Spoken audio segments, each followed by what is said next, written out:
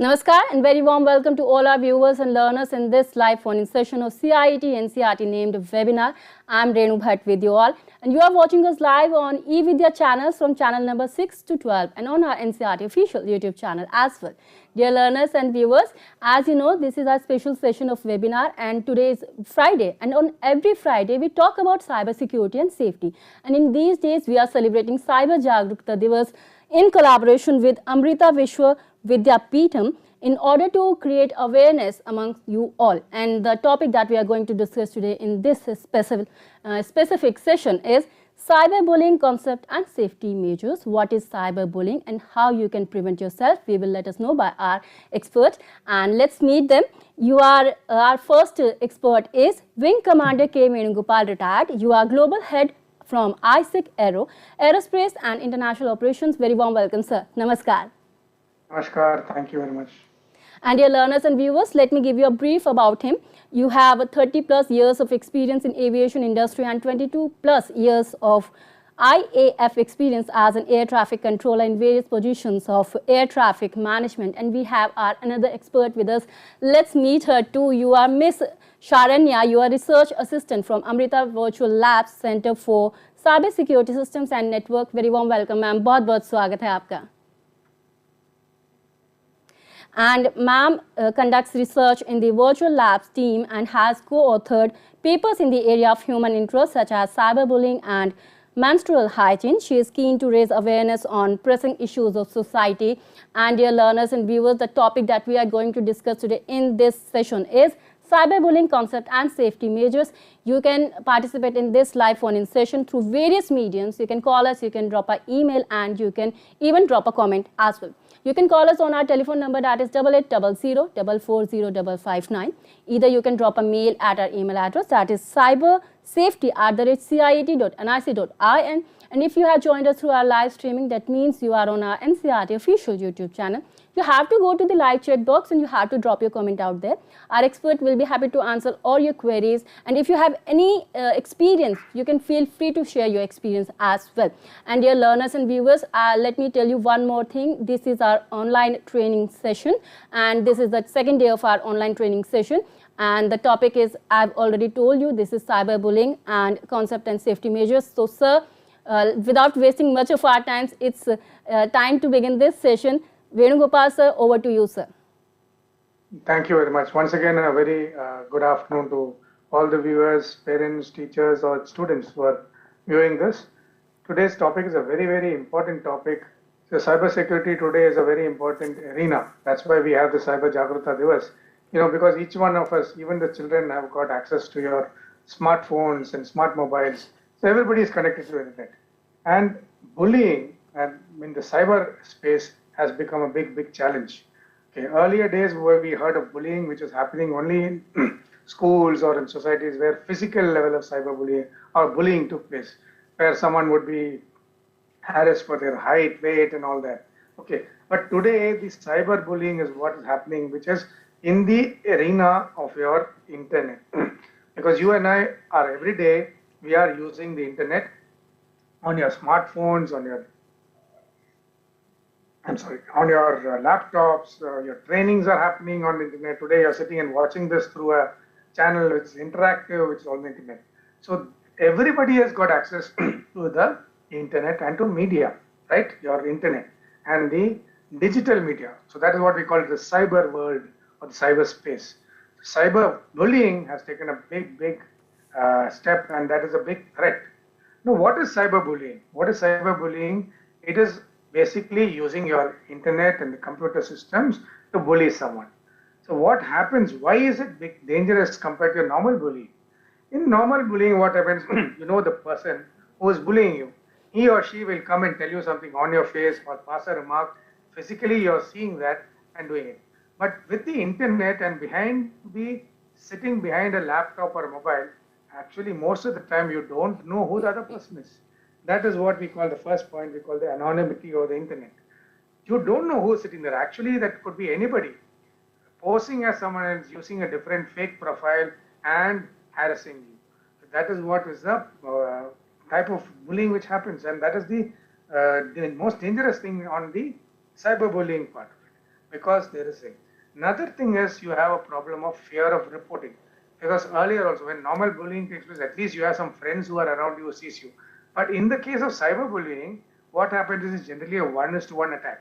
Your mobile or your internet or your laptop is getting directly the messages which nobody else is seeing. So when you are sitting on the laptop or on your mobile, that is when these things happening, or your messages which are coming. So then that because of the anonymity, now you don't know how to share, whether to share, whether should I share or not. The fear of reporting. Earlier also, yes, bullying, people were afraid. But at least when there are 4 or 5 friends with you or nearby, they see they will take some action, help you out. There are things, so it is much more open. With this anonymity, you are actually not know, they don't know whether I should report or not. And of course, the problem again will be the lack of support mechanism which happens. I will give a slight more detail into all these things. But firstly, I would like to say what are the types of cyberbullying which we generally see around in the world. One by one, I have put them all across the board. If you see, the first one is harassment.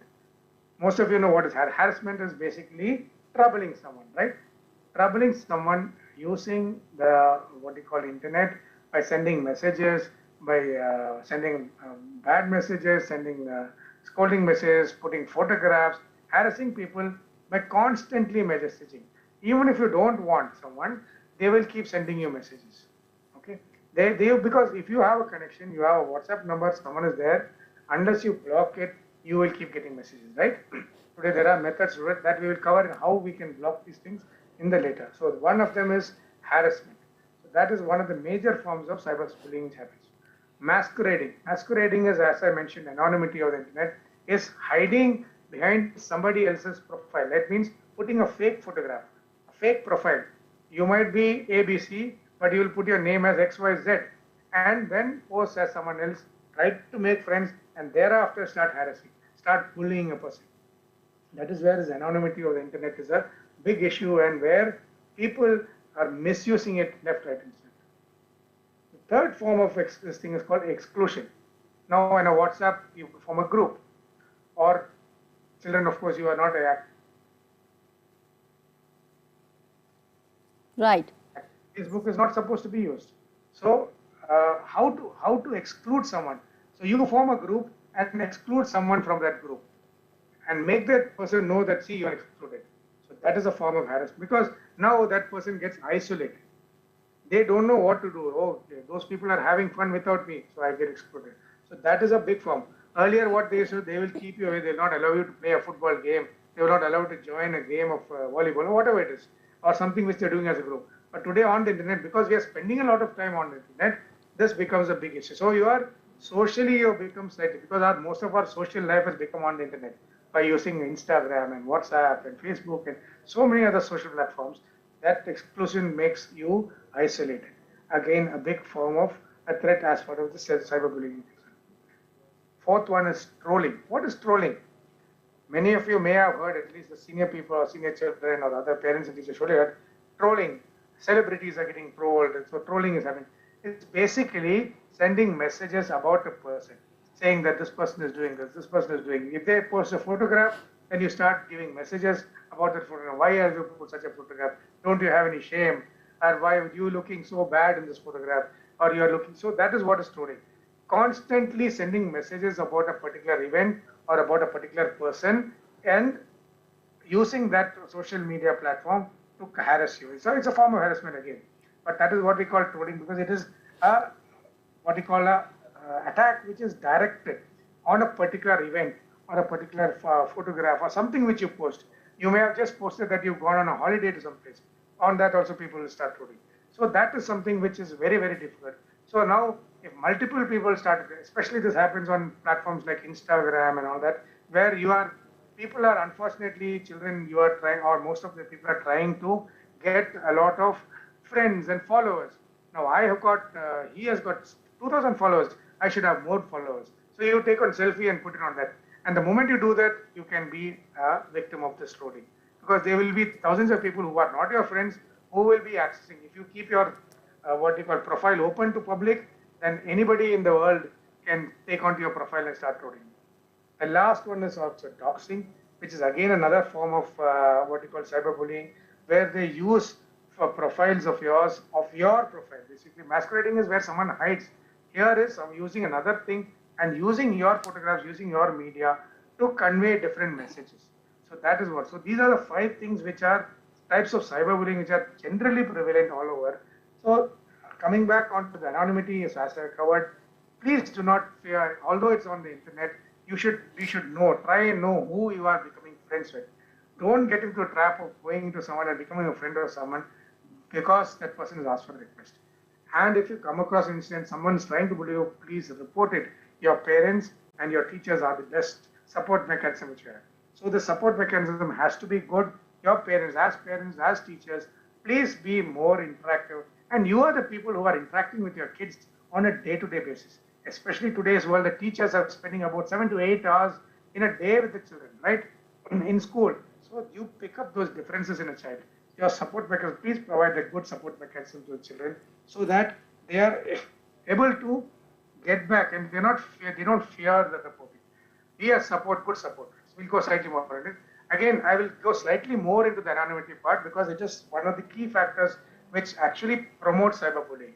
It is very hard to trace because it's anonymity. Anyone can open a website or a profile from anywhere. Today, of course, it's becoming more and more difficult to open a illegitimate profile. Like if you try to open a profile on Facebook or Instagram, it is becoming very, very difficult because they have also realized and put in much more security measures. But still, there are people who can do it, and it becomes very, very hard to trace where that person is. So how do you know how do you know the extent of cyberbullying? Basically, if you take it in a mathematical formula, it will be like the content which is being put against you, the interval and the frequency. So how much, if you multiply all these things, you will know that you are being cyberbullied. The one odd comment coming once in 2 days, once in 5 days or something like that, which can be ignored. But if it's happening repeatedly, then it is a case of cyberbullying. What are the common words generally which are used? So look out for these things. If they start using, or you see a profile of your child or your some sibling of yours who is younger to you, anybody who are getting these type of things, loser, fat, dumbo, dopey, fatso, clown, you're pathetic, you're weak, you're crooked. These are things which they use commonly to target someone, okay? Because they attack not only your individuality, maybe your shape, size, and all that. So today we have something called body shaming also which happens. So that's all part of your cyberbullying. So just to get to you, they will use all these things. Okay. It is observed and it is known that Twitter is the largest platform of cyberbullying. All the trolling and all takes place on Twitter because someone puts a post on Twitter and then the trolling starts. Because you don't know who that person is some anonymous 123, some name who could be somebody else. So that is the biggest platform, and of course it is followed by Facebook. My sincere advice to all of you children out there is, if you are not 18 years old, you should not be on Facebook. They have a very clear rule, but by giving a fraud date of birth, it becomes difficult. Then you will also get into this platform. You will also be subjected to these things. So don't get into it. Wait for yourself to become 18 years old, then join the platform. At least you will be able to take better decisions, and you will not be subjected to such cyberbullying. Okay. So this anonymity, what happens is it gives the person who's sitting on the other side much more strength. He or she thinks that, okay, my online comments, nobody knows who I am. That is where the problem. So they are either anonymous or part of a large crowd. The trolling which is happening is like a part of a large crowd. Because you put up some image and the trolling starts. A lot of people are trolling. It's very difficult to trace and you can't pick finger, you can't take a case against them. But individualistic cyberbullying, yes, you can take the case. You can take the case up through your parents, through your teachers, and then you can put an end to it. So then I'll give you some case studies which have happened. So this is a case of a grade 7 student who has accepted this and gone on record and said, yes, I have been cyberbullied. She has used Facebook. So it is a wrong thing. She was allowed to use Facebook by her parents. So parents and teachers, please be careful, or elders, that you don't allow children to use Facebook because it is not a good site to use at that age. Okay. And Instagram, she was using Instagram also. She posted a photograph in a traditional dress. Can you imagine? She just posted nothing bad, a traditional dress.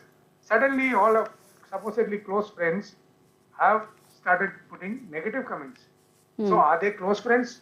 They're not friends in that case, right? That is the problem. Your close friends are the people who are dealing with. So these people, so now they start Then many people started commenting that you're old-fashioned. Her friends started saying that I thought you had good taste but in fashion, but now that you realize that you're wrong. So this girl started getting depressed. That's what I said. But good thing she did is she told her parents about it. And then they told that, okay, I replied to the friends on the right way. If you're on the social, ideally they should have told her, why are you on the networking side? But now it's too late. So they advised her, and then they said, okay, tell them, yes, there's nothing wrong in wearing this thing. Just by wearing Western dresses, I do not become fashionable. A traditional dress is worn in a traditional place, or when I want to wear it. I wear what I want to wear because it is suiting me, right? So nothing wrong in wearing traditional. So that is how she solved the issue. And naturally, when you give it back, in bullying, what happens is when you give it back to that bully, that person will mellow down. If you are aggressive, that bully will mellow down because they know now they're not picking what they're saying. Another case study is, and again an Indian case where in a chat room, this person got into a chat room, and a lot of friends were part of it. After many days of joining the battle, there was pressure. Peer pressure is basically that when your friends tell you, your peers are your friends or your equal age, so they told her to register anonymously so that nobody can recognize, which is wrong, right? If you are registering, you should actually put yourself. Why are you going there anonymously? Anyway, she did it, and then but the friends had registered their own names. Now she was able to recognize them easily. They started speaking about her and revealed her secrets. She thought they were good friends, and she shared secrets. Now they put it on the chat room. They were not bothered about what they are saying. They thought that she will not tell anyone. But then she took the bold step and told her parents, who advised her to tell it to the supervisors and teachers that these are happening and this is happening between the classmates. Okay, because it is happening with her classmates. Friends, of course, then later on they found that they made a mistake, and then she went on with life. They forgave her. But please be very careful. If you are good friends, they should not be doing this to you. And please be very careful on who you become friends. Last, what you call case study, which is somewhere it became a very, very bad situation. This is an earlier case of a boy called Ryan. He was normally being bullied before cyberbullying started. In his 5th grade, he was generally laughed at him for his physical condition. Maybe he was slightly thin or he was short or whatever it is. When he reached the 7th grade, others started spreading rumors about him. The rumors there were so destructive that Ryan said, please, he told his parents, Mom, Dad, I want to move out from here. I want to leave the school. Let us go away from here. Put me in another school. They said, no, yeah, these things keep happening. Bullying keeps happening. You have to face it. They did not help him out or go and tell him how to confront it. But they said, no, we will not leave.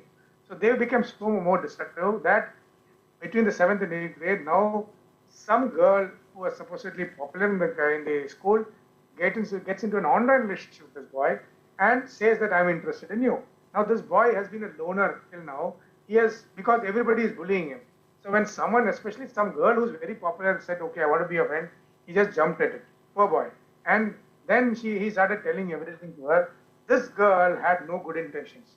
She spread all these things. Whatever he was telling and sharing her, she started sharing with everybody on online platforms, on general platforms, instant messages. She started telling that he was a loser. Okay, and she started making fun of this boy. Poor boy, at the age of 13 years, hanged himself. This is a very, very sad state. We don't want to get into that. So all of you are well educated, are getting good education. You know things. You know mobiles better than me or any of us around the panelists, because we learned about mobiles later. But most of you have been born into mobiles. So please be very, very careful. Do not get into a situation. His sister had to find his body hanging, and he was just in search of love. And unfortunately, he did not get love. He got cyberbullied. Just to finish off the last few slides, there are challenges, as I told you, the ability to conceal an identity, the background which are there. People conceal their work background. They even conceal people, even elderly people, what you call portray themselves as children and smaller age, and don't say that they are whatever it is, marital status, social status, is all hidden, and they create fake profiles. And a lot of people, they derive this sadistic pressure about how by ill-treating someone else. Since they can't do it physically, it is possible that that person is physically not able to bully someone. So online, he or she becomes a share or a tiger and starts bullying other people. So they get that sadistic pressure. What precaution should we take? Okay? When we go, please only operate with people who are known family and friends, ideally speaking. Do not get into friendships with people you don't know. Avoid the temptation to connect can respond. There are a lot of strangers who will give you friend requests on Instagram and WhatsApp and all that. Whenever you get to Facebook also, you will find later on when you become professionals, you will find people on LinkedIn and all. So don't get into the temptation of connecting just to increase the number of connections you have. No, that doesn't help. None of those people are going to be your good friends. They could turn into your worst enemies. Okay. And if you find anything suspicious and any behavior, please go back and report to your parents and your teachers. They are the people who can help you. Your friends may not be able to help you because they are in your same age group. Someone might be, but most of the times it is their parents and the teachers who are going to help you. And at this point, I want to sensitize the parents and teachers also. Please be aware of these things and help out these children. Don't ignore and brush away these things. Okay. And also, discuss online. I know it is difficult to discuss an online transaction or a relationship with, but you have trusted people, your parents. I'm telling you, I can be very proud that my daughter, she discusses all the things which happens in her life with me and my wife. That is how we build a relationship with. So that is what I expect parents also to do. Children also, don't be afraid. Your parents also have to be receptive. Teachers also have to be receptive so that they can help out these from becoming internet victims. So do's and don'ts basically, more don'ts: do not chat with unknown people. Do not try to increase your social circle for the sake of popularity. Again, reiterating, reach out to your parents and teachers in case of issues. Fourth one, very, very important. Never, repeating, share any pictures online, especially if they are objectionable, what you don't want your friends and family to see. Do not share. Okay. People today are using good photographs and morphing it and change. So if you share something which is objectionable, that is worse. So don't do it. Okay. And of course, discuss your online life with your parents and teachers. They will be able to help you if you are in a problem. And last but not the least, as parents and teachers, advice I would give you is try and monitor the internet activity of your children. As elder brothers and sisters also, if you have younger siblings, please try and monitor. See what they are going into, what they look. You are more, if you are more educated, you know more about it, please do. Look out for behavioral changes. Parents and teachers, you can pick up those minor changes in that behavior. Till some time back, that child was very, very active. Suddenly, the child has become very inactive. Till some time back, this was doing certain things, drawing, now they've stopped. So, thus behavioral changes take place. Yes, with age also some changes take place, but try and analyze these changes. Is it because of these things? And if something happened to a child, don't start shouting and scolding and pressurizing. Speak very calmly to the child. Do not pressurize. Find out the issue and help resolve the issue. See, scolding the thing only will make the child withdraw further. So don't do that. Make that kid feel wanted. Yes, if that kid wants to come to you, he or she has to feel wanted, right? And finally, later on, if you can't resolve it, you have to seek professional help and ensure that you as parents and teachers are role models for a child. If as a parent, you are sitting on a mobile phone 24 hours and the child will also learn the same thing, right? So don't do that. Spend time, allocate time to spend with your family in a day. I know everybody is busy, everyone is working, they have their pressures and all that. But at least say half an hour I will spend with my kids and my family, just discussing something or anything, not switching on the TV and sitting in front of a soap opera or something like that. Spend time, discuss, just say, okay, what happened today in school? Tell me what happened to you. What did you do? Whom did you play with? What did you eat? Simple things, that makes that relationship much better. That is what I think. And finally, when you have to reach out to professionals, there are people who are cyber psychologists, cyber lawyers, and of course, later on, if the law enforcement has to be taken into consideration, they're there. So reach out. There is nothing wrong in reaching out to a psychologist or a lawyer, because if there is something which is legally required, you have to reach out to a lawyer. As a teacher, they will not be able to help you. So parents and teachers don't feel shy. In today's world, I think we are beyond that. There is nothing wrong. It is worse than having a social stigma of cyberbullying and someone reaching to a point of suicide than taking help at the right time. And of course, law, if it is going to such a state where the harassment becomes much more dangerous, then of course, please go to a law enforcement agency and take the relevant help of a lawyer or something, and don't hesitate.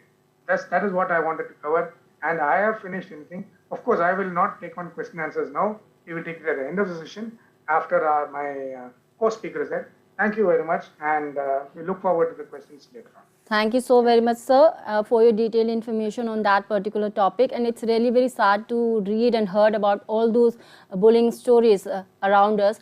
And ma'am, we are about to come to you, Sharanya ma'am, and what you have to talk about this particular topic, cyberbullying and concept and safety measures, ma'am. How our kids and adolescents can prevent themselves, ma'am.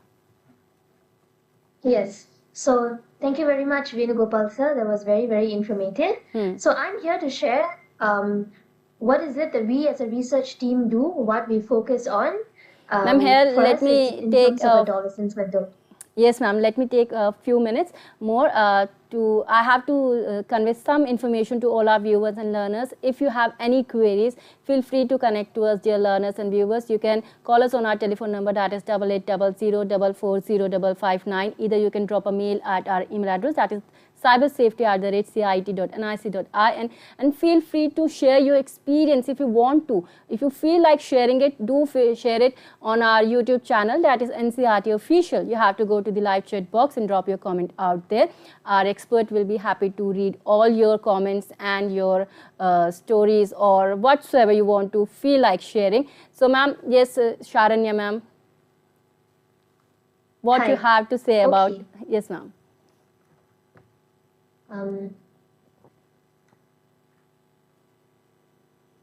Okay, so do I'll start my presentation then? Yes ma'am, please continue. Okay.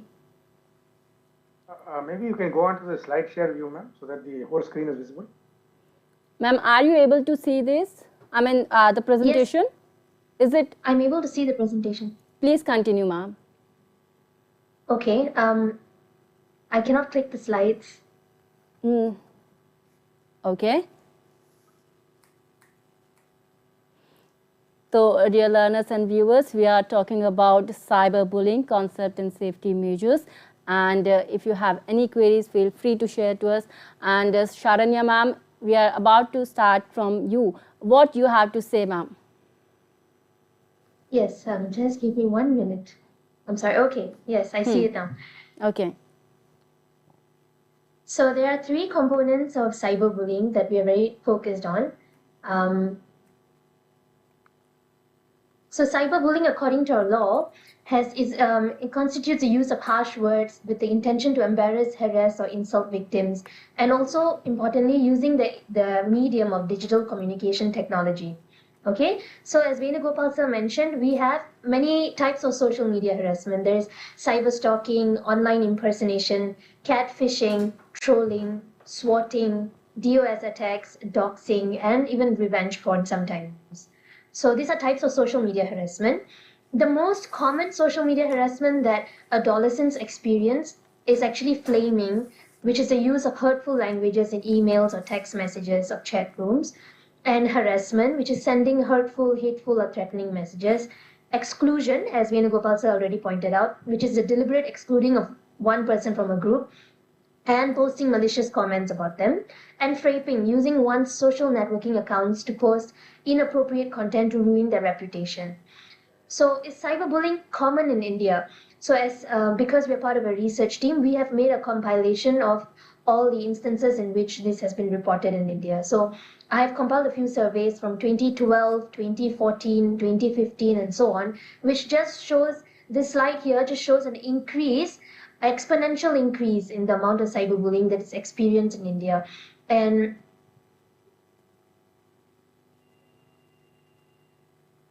due to an increase in technology, cheap internet plans, and lobbying for the dream of digital India, the risk of cyberbullying is on the rise. So there was a Ipsos report in November 2014 that found that India was the highest in the number of child cyberbullying cases among 24 countries. And the one statistic that really stood out for me was that according to NCRB, there was like 50,000 cases of cybercrime that was reported in 2020, including cyber stalking, blackmailing, defamation, fake profiles, and fake news. And this number has only increased from 2018 to 2019 and then to 2020. So the law in the past didn't define bullying or punish it as an offense, but that was in year 2000. But since then, there's an amended IT Act that says that easily be punished for up to 3 years of imprisonment or with a fine if you have been found sending any messages that is grossly offensive or has menacing character, any communication with which people know to be false but for the purpose of causing insult or annoyance and criminal intimidation.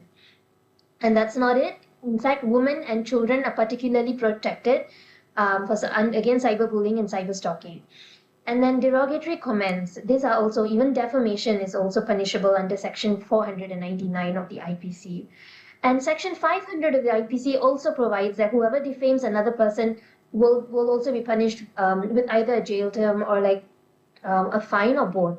So then the real question here is, why is cyberbullying still going on? Why is it that in India we can't seem to get a handle on it yet? It is rightly, as Venugopal sir pointed out, it's difficult to detect because of a huge amount of anonymity on the internet. And AI here is artificial intelligence. It is keyed to keywords. And people are very good at circumventing these keywords. They are very good at using other symbols and stuff that is difficult for the artificial intelligence to detect. And if a great number of people witness bullying online and all of them keep quiet, more people tend to do the same without taking any action.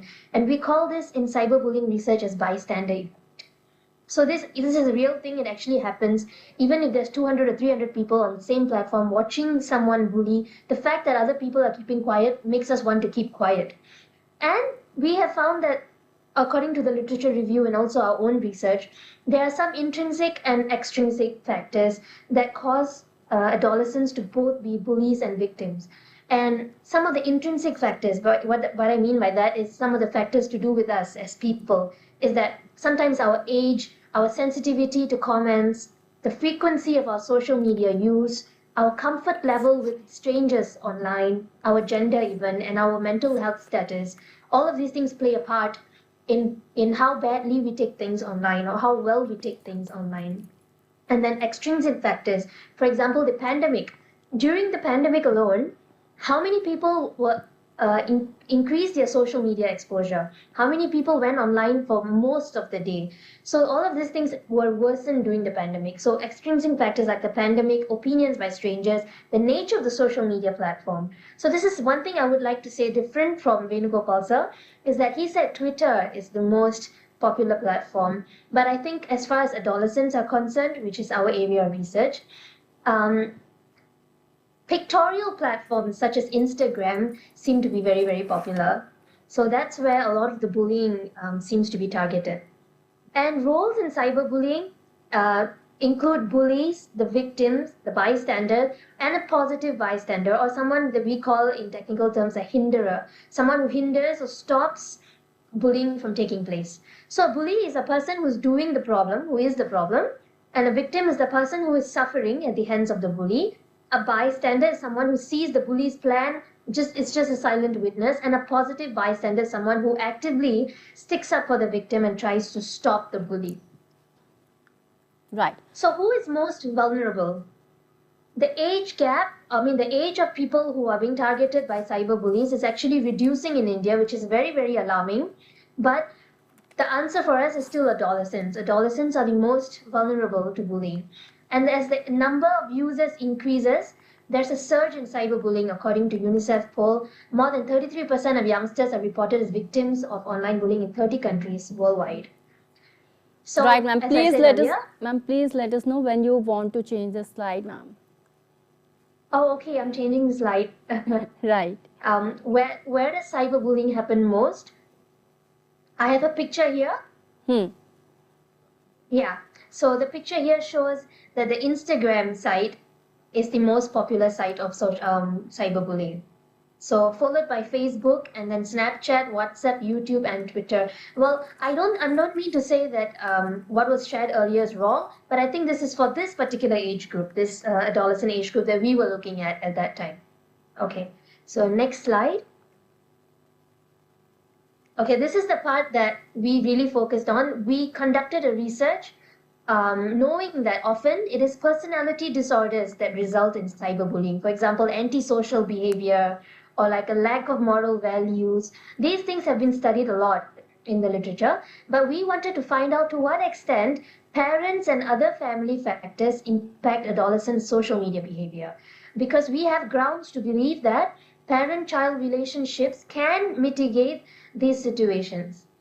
So we use, this is a little technical, bear with me. We use the framework of the theory of planned behavior, and we examined parents and adolescents' response to 2 questionnaires we designed on the Instagram platform and bullying. So we analyzed things like bullying behaviors, expectations of parents and adolescents, and interventions. So we studied parents and adolescents across 2 countries with high cyberbullying rates, one of which was India. Next slide. So what we actually found out was that by doing statistical analysis and all that, we found out that parenting styles and other family factors can promote or can inhibit cyberbullying, victimization, and bystander tendencies. So we found, exactly like Venugopal said, we found out that parental support and monitoring in terms of understanding adolescents' viewpoint, providing alternatives, and giving justifications for prohibitions are much more effective than punitive measures such as using guilt or shame or scolding and all of that. So, because it's not very effective according to our study. So the next slide. We also found out that discussions at home on online behavior are very important, as parent-child bonds can mitigate bullying and victimization. And we found that cultural overtones have been found in the way adolescents respond to confrontations. So parents have a chance at home to inculcate problem-solving techniques. Parents' usage of social media platforms helps to mitigate cyberbullying tendencies. So this is something unique we did. We didn't just find parents and adolescents. We found parents who are using these social media platforms, because we found that their presence on their child's social media platform actually has a huge impact on the way the child behaves. So the thing that we know from the literature and from our own work is that parents often have a different idea of what their child is online. So parents rely on self-reported behavior. So if the child says, oh, I'm doing great on social media, parents tend to believe that they have no idea of whether the child's behavior is actually a bullying behavior or a victim behavior or a bystander behavior. So this was very unique. Next slide. And we also found out that there is not enough education on why cyberbullying should be taken seriously and when it crosses the line of harmless teasing. So a very important result we got was that Indian adolescents seem to think that it's no big deal. Whatever I say to my friend online, even if it comes across as borderline mean, take it in the right spirit. Don't take it so negatively. So people seem to think certain cultures, they seem to believe that this is not something to make a big deal out of. Why are you making such a huge deal out of it? And the other thing is that, as I mentioned just now, parents rely on self-reported well-being, but also active parental involvement in adolescent social media behavior will help to get rid of all these wrongly held beliefs and improve coordination between parents and adolescents. So one other very interesting thing that we found is that adolescents are discerning enough to know when parents are giving them measures. For example, you can only use your Instagram from this time to this time after school. If the parents can explain to them why give proper justification, we find that kids are much more receptive to it. So that was something interesting from our study as well. So next slide. Existing measures by governments and by schools include online portals and helplines to report counseling services, cyber safety educational programs. This is something we do at Amrita Vishwavidyapidam as well. We have cyber safety educational programs. Awareness of cyberbullying, role playing, whereby kids get to sit in groups and play different roles, and then other kids get to mitigate it. They get to be the bystander, or they get to be the bully, or they get to be the victim, and you can see ideal responses. These are things that you can role play, and these are intervention measures.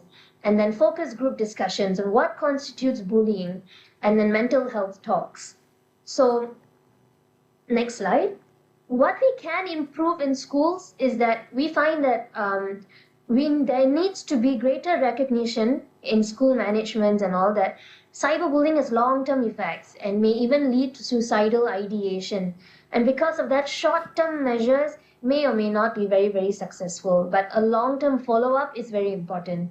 And as such, we should work also very closely with parents and support systems that are not part of school. That means not just peers. And we need to inculcate the culture of actively asking peers if they are all right. Students need to learn this. And interventions that are created in schools should be aimed at teaching adolescents empathy through games. We find that lectures and talks are not very effective in the adolescent age group as much as role play or games are. And then training adolescents on social media safety and training teachers on interventions is very, very important. So these are some of our own suggestions to improve what is going on. Right. And next slide. For the management, school management, we strongly suggest that culturally grounded research needs to be conducted to design context-based interventions that work in Indian school systems.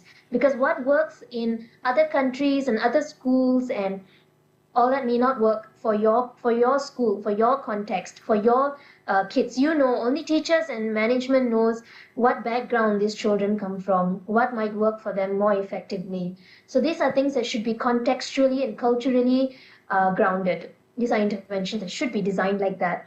And active anti-cyberbullying efforts should take place because it has implications on kids' academia and other aspects of student lives.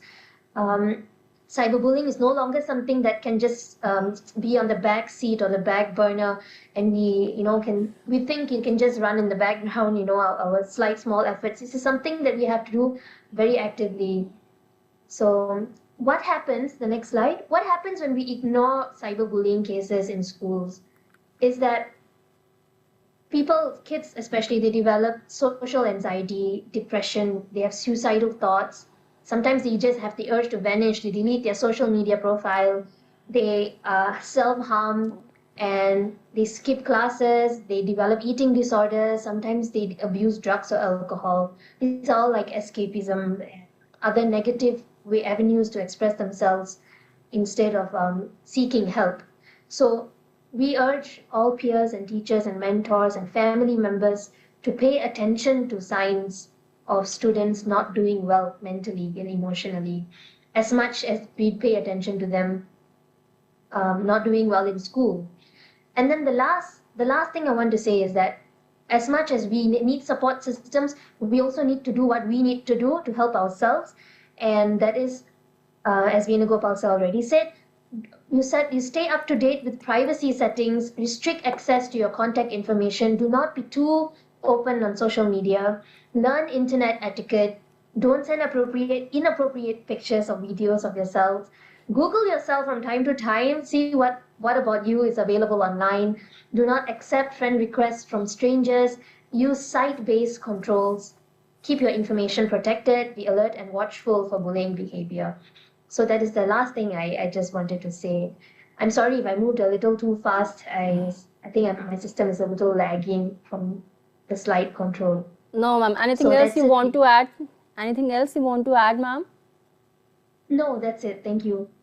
Okay, thank you so very much, ma'am. Both of you have shared a lot of information to all of us.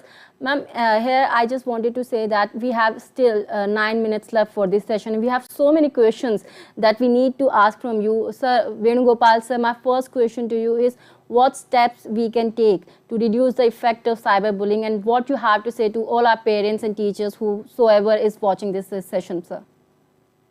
Firstly, thanks, Sharanya ma'am, for correcting me on that issue of Instagram. And of course, I've already told earlier, parents and teachers play a very important role in the overall cyber environment as such. Because I have seen small kids in prams being given a mobile just to keep them quiet. So that is not the way we want to move forward. Okay. So we are only encouraging those people who want to act against children. So that is why parents and parents especially have to be very, very careful and how they expose the media.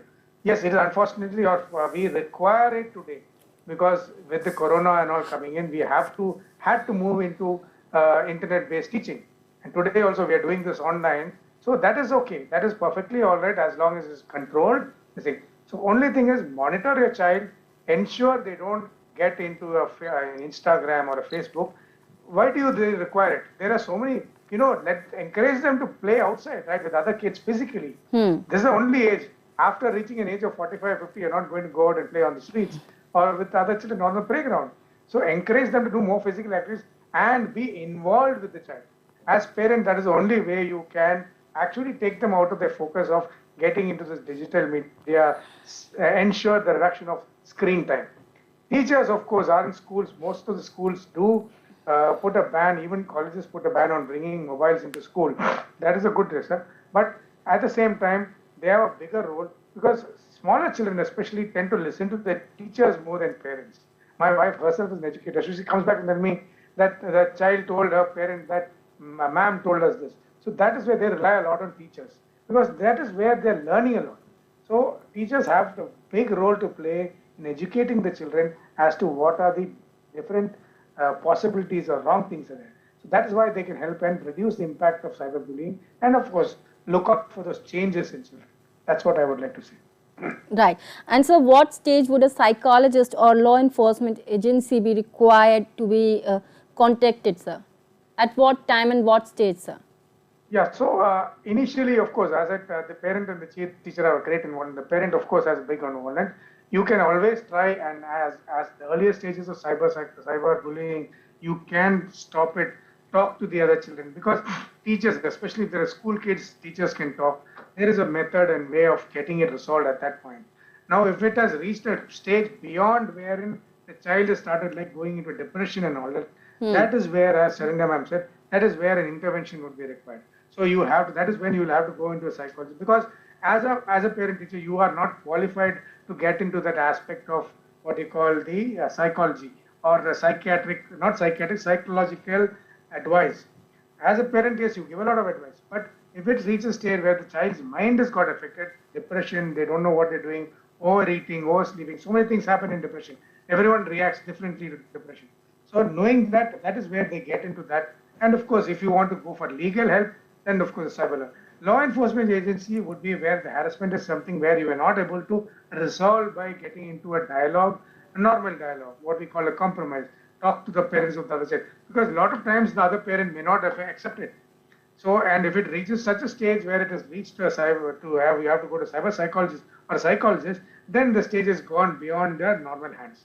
Yes, if you can speak and resolve, nothing like it, but you have to finally resort to. Right. And Sharanya ma'am, cyberbullying is an important subject right now in India. Please let us know why. Yes, so I think I covered quite a bit of it. It's because of the alarming number of cases that have been rising in cybercrime all over India, and also because of the increase in social media usage amongst even children. The age is lowering, no more just adolescents, and also because internet is so cheap, data is so cheap now. Everyone in India has access to it, and the increase of amount of time spent on social media is directly proportional to the amount of bullying going on in India. So, ma'am, would you like to say something about parenting styles that affects adolescent behavior online? Yes. So I think that parenting styles have to change for us to do something positive, because you see, we have a natural tendency in India to relegate disciplining and teaching to schools, but we don't realize that most of it actually starts from home. And we have a culture whereby we think somebody else will do something about it, and we can just watch quietly while something is happening in front of us. So that has to change. We call it hindering. The official word for it is hindering, and that the hindering has to be taught from a very young age, that what is somebody else's problem today will eventually be our problem. And that is something that we have to teach from home. We think it's like a diffusion of responsibility. We think we pass it on to other people and we can, be free and all that, but it won't happen. It will eventually spill over to other kids. And it's just for an all-around safe cyber environment, parenting styles have to create that safety at home for children to come home and openly tell us this and this is happening, this is what I'm doing, what should I do better, all of these things. And also for parents to share that platform, to share that space for kids to, have that safe space.